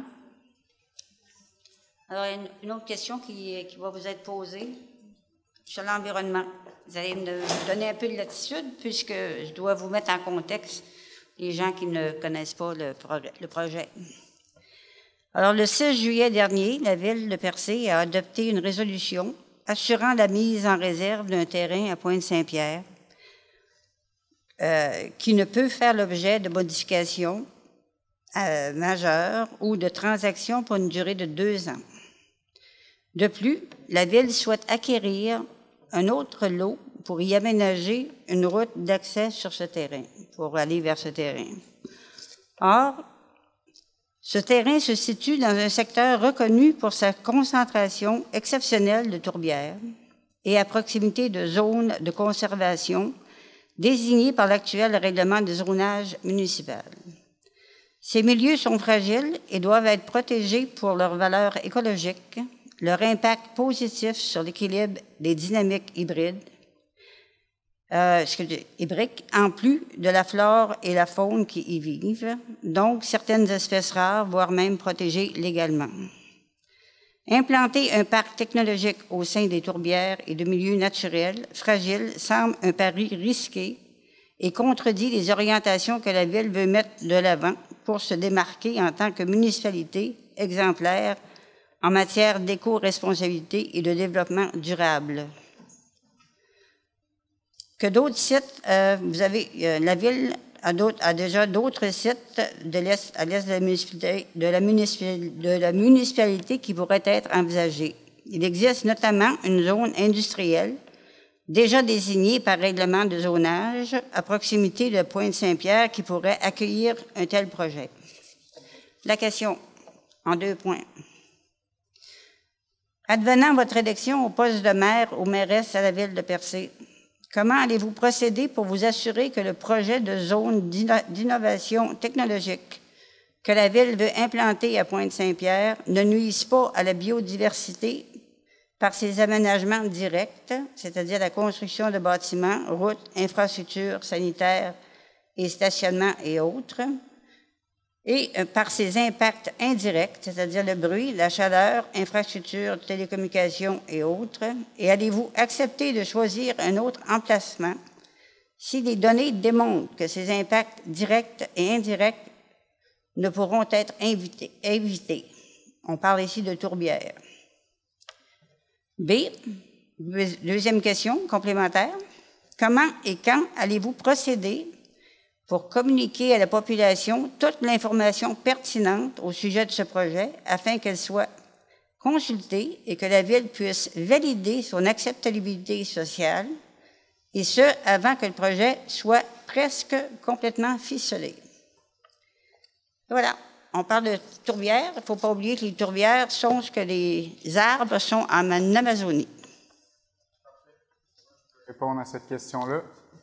Moi, je trouve ça honteux que la Ville veut développer dans un milieu d'une tourbière, dans un espace protégé. Cette zone-là est sujette à un changement de réglementation pour pouvoir permettre exactement l'implantation de ce quartier-là parce qu'on nous a dit que le terrain était carré. Dans la même soirée où c'est qu'on nous répète que la route des Lafontaines est absolument irréparable parce qu'elle n'a pas de fond, on veut aménager un quartier industriel de haute technologie avec une nouvelle route dans une tourbière qui, je vous précise, est un milieu sans fond. Fait que quand on nous dit qu'on n'est pas capable d'entretenir une route parce qu'elle n'a pas de fond, puis qu'on va en construire une autre dans un milieu sans fond, c'est un non-sens total à mes yeux. Ensuite de ça, on sait très bien comme quoi il y a une zone industrielle dans le quartier de Bougainville, sur la route de la station, dans la même soirée où cette femme-là est venue donner ses préoccupations par rapport à l'une des cinq plantes qui est en voie de disparition, qui est potentiellement dans cette zone-là. Nous, on s'est fait dire non, on est allé, puis il n'y en a aucune. Puis moi, c'est sûr et certain que je ne perdrai aucun argent pour aller faire des études pour développer une zone, qu'on a déjà un potentiel à un autre endroit qui existe déjà. J'irai pas pour aller chercher des subventions, whatever, pour aller démarrer dans un quartier qui existe déjà ailleurs. On a des infrastructures en place, on a une qualité ici sur tout plein de choses. On va utiliser ce qu'on a premièrement pour maximiser ce qu'on possède avant de vouloir créer du nouveau qui, de toute façon, je ne crois pas que ça correspond à Percé. C'est bien. Bien, écoutez, c'est un projet qui est embryonnaire dans ce secteur-là. C'est un terrain qui a été visé. Madame Baudin, je vous rassure, il y a des experts qui travaillent pour l'évaluation, il y a des firmes environnementales. On a travaillé avec PESCA pour faire des études préliminaires. Éventuellement, il y aura des études plus exhaustives qui vont être faites. Il n'y a aucunement question d'aller... de toute façon, on n'aurait pas le droit d'aller dans des lieux où il y a des espèces protégées. Ce sont des lois qui sont régies par le gouvernement provincial. On n'a pas le droit de faire ça. Donc, s'il y a des études exhaustives à faire, c'est pas vrai qu'on a dit qu'il n'y avait pas d'espèces. On a dit que c'était pas des tourbières sur l'ensemble du territoire qui était ciblé. Je pense que l'Est de Percé mérite autant du développement. C'est pas de l'industrie lourde, là, je vous rassure tout le monde. C'est de l'industrie technologique, de la recherche. Donc, plus des cerveaux que des machines qu'on veut faire venir à Percé. Donc, évidemment, il y a toutes les études qui vont devoir être faites. Puis, dans chaque projet, il y a toujours des études. Ça prend des études de faisabilité quand on fait des projets. C'est pas des dépenses inutiles de faire des études. C'est des études qui permettent de dire oui, on avance ou non, on n'avance pas. Puis, quand on engage des frais dans une étude, c'est déjà parce qu'on a une bonne idée qu'on peut avoir une réalisation qui se fait. C'est pas sur n'importe quelle idée qu'on peut aller faire des études, mais quand il y en a, c'est important de le faire. De toute façon, quand il y a du financement, que ce soit n'importe quel palier de gouvernement, ils vont nous demander des études à être faites. Ça fait partie d'un plan d'affaires, ça fait partie d'une réflexion stratégique. Et d'arriver à un objectif, il faut passer par la réflexion. Donc, oui, on va continuer de regarder vers le développement pour l'Est du territoire de Percé, qui mérite autant de développement que l'ensemble du territoire. Mais on n'ira jamais saccager une zone de conservation, ça je peux vous le garantir sur la tête de mes enfants. Ben, ça va absolument, puis je vous ai répondu la même chose, Mme Baudin. Bon, la question suivante. C'est bon. Plus de questions. La population du Québec est de plus en plus vieillissante et la Gaspésie suit cette tendance lourde. Percé n'y échappe pas. Nous voulons garder ces aînés le plus longtemps possible, mais surtout qu'ils aient une qualité de vie et les sortir de la solitude. Que proposez-vous comme mesure? Je vais commencer avec vous, M. Lafontaine. OK. Bien, ça va vraiment dans ma direction, dans le fond. Le problème à la base qu'on va pouvoir vivre ici à la grandeur de la ville, c'est vraiment au niveau de l'habitation. Que ce soit la réglementation qui empêche de se construire ou le manque de travail au niveau du morcellement des terres, c'est vraiment avec ça qu'on va résoudre ce problème-là. Parce que si notre classe aînée, peu à peu, année après année, prend la retraite, ces gens-là continuent à vivre ici, puis c'est tout à fait normal. Il faut qu'on ait des habitations pour pouvoir accueillir nos nouveaux travailleurs, parce que sans nouveaux travailleurs, il ne pourra pas avoir de service pour ces aînés-là. Fait que ce problème-là, dans le fond, c'est un cercle, tout simplement, qu'il faut briser. Il faut comprendre comme quoi l'habitation, c'est la première chose qu'il faut construire ici, c'est la première amélioration, puis c'est la première pensée qu'il faut avoir. Ensuite de ça, c'est vraiment le maintien de nos gens, puis d'amener les gens qui viennent aussi de l'extérieur pour combler ce qui nous manque. On a besoin énormément de personnes justement pour combler les postes, parce que moi, je suis pas d'accord ici comme quoi quand on affiche un poste, c'est si facile que ça à combler, parce que justement, dans la discussion que vous avez eue hier, pour la rivière aux Émeraudes, ils ont commencé à 5 personnes, vous avez fini à 2. Fait que de garder des gens, je considère que c'est pas nécessairement si facile que ça. Il faut créer premièrement et avant tout de l'habitation, ce qui va nous donner de la main-d'œuvre, ce qui va nous donner la possibilité de pouvoir avoir des services pour nos personnes âgées, puis il n'y en a pas vraiment d'autres solutions que ça. Oui, il y a quelque chose qui me surprend. Là. Est-ce que je peux m'adresser à M. Lafontaine? Vous parlez des réglementations, là, puis qu'on empêche la construction de maisons. Là. Moi, il y a quelque chose que je comprends pas là-dedans, parce qu'à chaque conseil municipal, depuis les 4 dernières années, il y a une augmentation de permis qui est octroyée pour la construction de maisons unifamiliales isolées. On en passe 2 à 3 par mois régulièrement. Donc, il y a des nouvelles constructions à Percé, vous en témoignez certainement. Il y a des ventes qui se font. Nous, ce qu'on a fait à la Ville, on a tenté de mettre des plasters sur certaines problématiques. On n'a pas eu peur d'empêcher les maisons de résidence touristique. C'est une réglementation qu'on a appliquée, qu'il y a beaucoup d'endroits dans le Québec qui sont en train de faire la même chose que nous, pour éviter les flips, pour réduire la spéculation sur les achats de maisons qui est en train de se faire avec des résidences touristiques qui sont beaucoup plus lucratives que pour une résidence unifamiliale isolée. Donc, on a des actions de mise en place. L'accessibilité au logement, elle est de plus en plus difficile parce que, justement, il y a une forte demande. Donc, vous savez, c'est un peu partout dans le secteur. En Gaspésie, trouver une maison à vendre, présentement, c'est très difficile. Donc, les permis sont là. Il y a un département d'urbanisme qui accompagne. Des fois, ça peut être compliqué au niveau du cœur du village, dans le site patrimonial, parce que on doit se référer au ministère de la Culture, qui est le premier décideur, au fait, pour ce site-là. Donc, c'est même pas la Ville qui doit régir au niveau de ces permis-là. C'est vraiment le ministère de la Culture, lequel on est en train de négocier pour tenter d'avoir une gestion une délégation, au fait, du pouvoir de gestion, pour faciliter, parce qu'il y a des délais qui sont absolument insupportables au niveau du ministère de la Culture. Là, c'est des mois, des années. Il y a des projets qui sont en cours, on attend, on envoie même, quand c'est la municipalité, hein, on doit se référer aussi au ministère de la Culture. Et des fois, ça peut prendre 10 mois avant qu'on ait un accusé-réception. Donc, c'est insupportable. On travaille vraiment fort là-dessus pour régler cette problématique-là. Après ça, pour les logements, pour les aînés, j'ai parlé tout à l'heure. Malheureusement, dans les dernières années, c'était très difficile. Hein. Il y a les programmes demandaient 50% de mise de fonds pour les constructions de résidences pour aînés, les OMH. Maintenant, les programmes ont été ouverts. Bon, la COVID a certains avantages, c'est qu'elle a permis de bonifier les projets. Donc là, présentement, on a besoin de beaucoup moins que 50% pour faire la construction. Donc, il y a des projets en cours maintenant avec l'OMH, qui est l'Office municipal d'habitation, qui est parrainé par la municipalité, mais qui a un conseil d'administration séparément. Donc, voilà. On va y aller avec une dernière question. La plage de Coin-du-Banc est l'une des plus belles et des plus fréquentées en Gaspésie. Toutefois, la rue de la plage est dans un état pitoyable, tout comme la piste cyclable et l'ancienne 132 qui est propice à une occupation malsaine et au vandalisme. Que proposez-vous dans un prochain mandat pour assurer la préservation de ce joyau? Moi, je n'ai pas bien compris le début de la question. La plage de Coin-du-Banc. OK, c'est bon. L'une des plus belles et des plus fréquentées. Je vais commencer avec vous, Mme Poirier. Oui. Non, ça marche? Mon micro, il est comme... Oui, c'est bon. La plage au Coin-du-Banc, on a commencé à l'automne à faire la réfection du mur là, sur une certaine partie. L'autre partie, on attend après le MTQ pour le rail, au fait, qui nous ont fait une annonce là, dernièrement parce qu'il y a toute la partie enrochée que là, on peut pas toucher. La première partie, on était en attente. Là, on a eu les autorisations du ministère de l'Environnement pour faire les travaux à l'interne. Donc, on a commencé les travaux à l'automne. On n'a pas eu le temps de les terminer avec le département de travaux publics, mais tout là, le mur de soutènement là, va être fait d'ici le printemps. Là, il y a des travaux comme ça qui n'ont pas pu être terminés, mais qui sont en cours de réalisation. Donc, l'objectif, c'est de les faire là, avant le printemps. Je vais me répéter, là, mais j'ai vraiment mal compris la question. La plage de Coin-du-Banc est l'une des plus belles et des plus fréquentées en Gaspésie. Toutefois, la rue de la plage est dans un état pitoyable, tout comme la piste cyclable et l'ancienne 132, qui est propice à une occupation malsaine et au vandalisme. Que proposez-vous dans un prochain mandat pour assurer la préservation de ce joyau? Bien, la question va commencer par la rue. Donc, c'est sûr que, pour commencer avec cette question-là, c'est sûr que la rue, comme toutes les rues à peu près de l'intérieur de Percé ou qui sont sur la responsabilité de la municipalité, sont à refaire.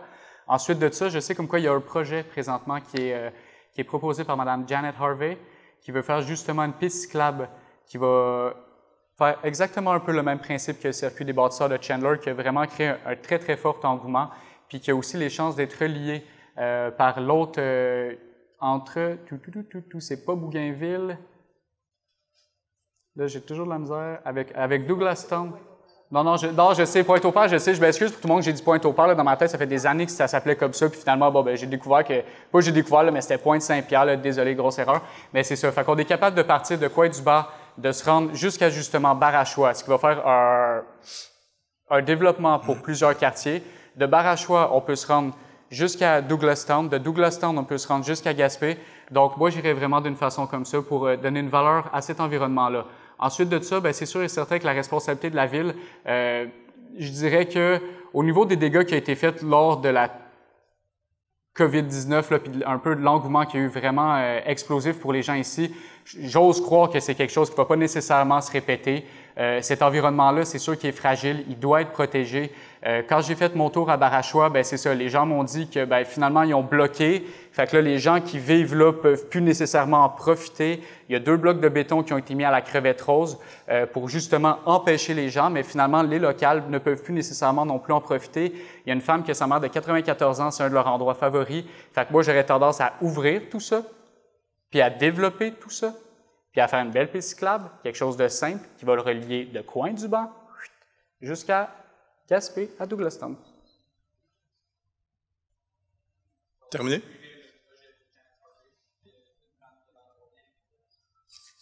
Merci beaucoup.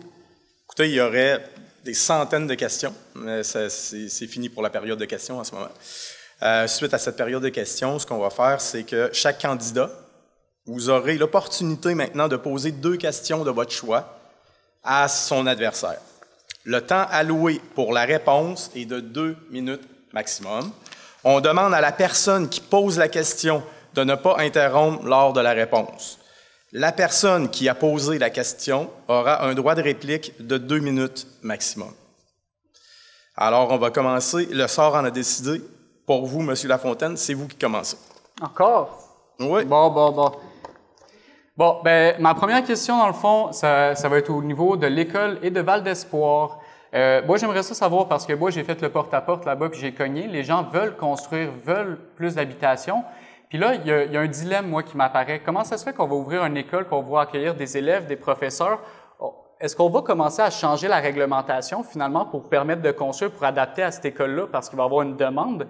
Parce qu'il me semble que c'est insultant pour les gens de Val-d'Espoir qu'eux ne sont pas capables de garder leurs membres de famille, qu'eux ne sont pas capables d'avoir de l'eau potable, mais que là, avec une école qui va apparaître, oups, on changerait la réglementation, puis on se permettrait quoi? D'aller acquérir des maisons proches de là ou de développer quelque chose de nouveau, puis finalement, ce serait assez malaisant pour les gens de Val-d'Espoir, parce que pour avoir fait le porte-à-porte, ça fait plus que 30 ans qu'ils n'ont plus le droit, qu'ils sont incapables de construire, qu'ils ne sont pas capables de garder leur gens là-bas. Avant, c'était un endroit qui était très vivant. Puis que règlement après règlement, ben ça a tué un peu ce village-là. Fait que j'aimerais savoir, qu'est-ce que vous répondez à ça? Je comprends pas ce que vous dites. Changer les règlements, il n'y a aucun... Avez-vous lu l'étude de faisabilité? L'avez-vous lu le projet, M. Lafontaine? Moi, j'ai regardé, oui, puis c'est vide de sens. Donc, on amène un appui dans... C'était fait par les gens qui sont réellement compétents au niveau de l'agriculture ne partagent pas du tout votre beau sourire par rapport à ce projet-là. Poser la question. Mme Poirier répond. Oui, c'est raison. Parfait. Bon, écoutez, je ne la comprends pas, votre question, parce que vous me parlez de changement de règlement. Il n'est pas question de changer de règlement. Ça n'a rien à voir avec les résidents de Val-d'Espoir. Les résidents de Val-d'Espoir ont été consultés pendant l'étude de faisabilité. Il y a déjà plus de 20 propriétaires terriens qui nous ont offert des terres pour l'école d'agriculture, qui a été faite une étude qui a été faite par des experts, des agronomes, des experts. L'ancien directeur du Cégep Gaspésie-les-Îles, M. Yves Galipeau, qui a ouvert des écoles à plusieurs endroits au Québec. Je veux dire, il y a des gens compétents, c'est des experts qui ont travaillé sur ce projet-là, des agronomes également. Donc, il y a vraiment beaucoup d'expertise. Présentement, il y a un comité aviseur qui se retrouve à Val-d'Espoir, présentement, donc ils commencent à travailler pour les 3 prochaines journées. Ils travaillent déjà en Zoom ensemble, mais là, ils travaillent sur la conception des plans de cours. Donc, c'est tous des experts, des gens de permaculture, des professeurs d'université qui sont sur le comité aviseur, donc qui sont présents à Val-d'Espoir. Vous pourrez même aller les rencontrer. Ils vont être à l'église de Val-d'Espoir vendredi de 4h à 20 20 heures, je pense. Donc, ils sont là pour rencontrer les citoyens aussi. Vous pouvez aller les voir si ça vous intéresse. Ils sont là pour répondre aux questions. Ils sont en train de monter les plans de cours. C'est tout à fait cohérent comme projet, là. C'est bien beau, mais ça ne répond pas à la question à la base du problème du logement. Il n'y a pas de question de... ça n'a pas rapport avec le logement. Là, oui, ça a rapport. Je comprends pas. Il y a du logement de prévu dans l'école, mais je comprends pas votre réglementation par rapport aux maisons voisinantes. C'est quoi le lien? Bien, le lien, c'est que, dans le fond, c'est que les gens ici se font toujours servir la même réponse qu'une terre agricole ne peut pas être changée d'utilité. Ça, c'est la CPTAQ. Hein? Ça, c'est la protection des terres agricoles du Québec. Oui, je sais exactement comment ça marche. Ça, c'est pas régi par la municipalité, c'est régi par le gouvernement du Québec. Oui, c'est les différents paliers Quand avec lesquels il y a des demandes faites au niveau de la construction sur des CPTAQ, il faut que ça passe il y a une demande qui est faite, on envoie la demande à la CPTAQ, qui c'est au niveau provincial. Exactement ce que bon, bien, il n'y a pas de réglementation municipale au niveau des terres protégées, là. Bien, c'est pas des terres protégées que je parle. Je parle des terres agricoles. Je parle que le long de la route de Val-d'Espoir, il y a beaucoup de potentiel de construction, puis ces gens-là sont incapables de se construire. Puis si vous auriez fait le porte-à-porte, bien, je pense que vous en auriez fait parler.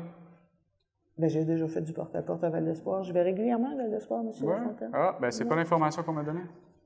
C'est ma réponse. OK. C'est correct. On va garder ça de même. On va pas étirer ça un heure. C'est bon. Madame Poirier, votre question? Ma question. Alors, Monsieur Lafontaine. Une question enregistrée, ça? Non, c'est pas enregistré du tout. Donc, moi, on a parlé de planification stratégique. Moi, je vous demanderais comment vous procéderiez à l'élaboration d'une planification stratégique, compte tenu que la Ville nécessite des revenus diversifiés, autres que les taxes foncières. Moi aussi, mon cellulaire, ça. Ben, c'est juste ma question. J'ai pas de papier. Moi, j'ai pas. C'est une question, regarde. Non, moi, j'avais un alarme qui startait, là. Fait que j'avais pas laissé. J'ai pas mon papier. OK. Ben, dans le fond, pour diversifier les revenus de la Ville, puis comment agir, ben, moi, j'irais vraiment avec l'entrepreneuriat. Parce qu'on va s'entendre qu'il y a une très grosse partie des revenus de la Ville qui sont payés par des commerçants, soit par nos transactions ou quoi que ce soit. Fait que c'est vraiment l'entrepreneuriat, moi, que j'irais développer, parce que c'est une chose qui amène beaucoup de richesses. Le commerce, dans le fond, on a justement la chance d'avoir des centaines de milliers de personnes qui arrivent ici tous les ans. On a un cœur uniquement qui est le centre de Percé. Donc, encore une fois, c'est dans la diversification, c'est dans l'étalement de notre zone touristique, c'est dans la rétention de nos touristes, c'est également dans le fait de travailler notre propre argent puis d'aller chercher des richesses à l'extérieur. Si on est pour bâtir de l'entrepreneuriat puis qu'on est pour avoir une école agricole, ça va être intéressant de produire puis d'avoir une mise en marché de ces produits-là. Fait que la première étape, normalement, quand on est agriculteur, c'est la conservation et la transformation de nos produits et la mise en marché. Fait que c'est vraiment là-dessus que moi, j'aurais tendance à agir, d'aider les personnes directement, puis de les aider à développer leur potentiel. Une fois, justement, que les gens sont en entrepreneuriat, qui commencent à faire rouler la bosse, bien, c'est très, très rare qu'il y ait une décroissance là-dedans. L'entrepreneuriat amène une très forte croissance économique. Donc, c'est avec ces stratégies-là que moi, je travaillerai avec les citoyens pour leur offrir à eux la possibilité, premièrement, de faire plus d'argent, de choisir d'être leur propre patron, puis justement, tout comme moi, quand j'ai choisi, qu'on arrête de me poser des limites à mon potentiel, puis d'enlever justement les limites au potentiel de ces gens-là, puis qu'ils puissent développer ce qu'ils ont à développer ici, plutôt que de tout le temps essayer moi, je dirais, de taxer les gens. Là. Je peux pas être là contre... C'est à mon tour? Je peux... Vous avez encore du temps? J'aurais tendance à répondre comme ça.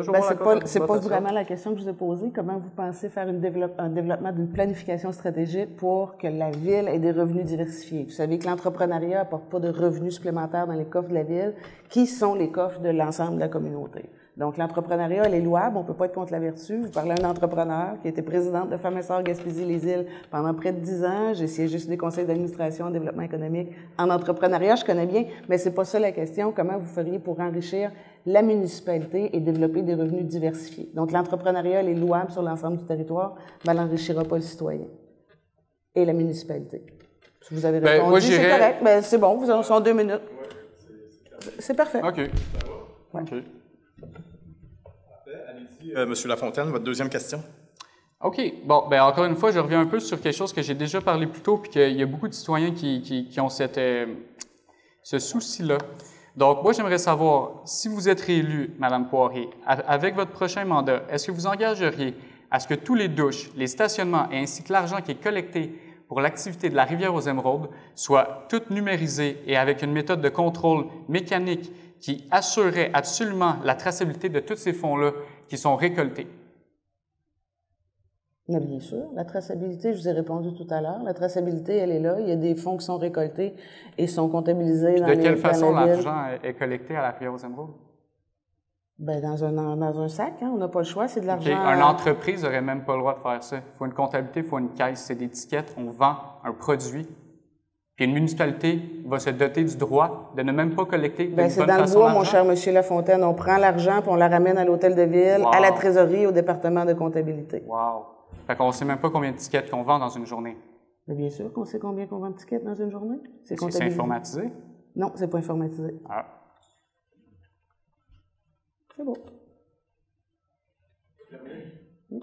Parfait. Madame Poirier, votre deuxième question.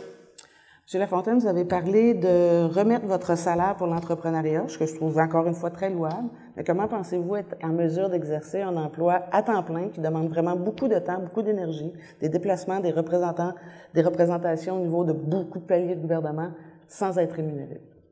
Comment allez-vous faire pour en... J'ai pas dit que j'allais ne pas être rémunéré, j'ai dit que j'allais remettre la moitié du salaire de la mairie. Vous avez parlé de 35 000 sur 44 000 Non, ça a été dans le premier jet, mais c'est la moitié que je vais remettre. Ah, OK, c'est plus 35 000.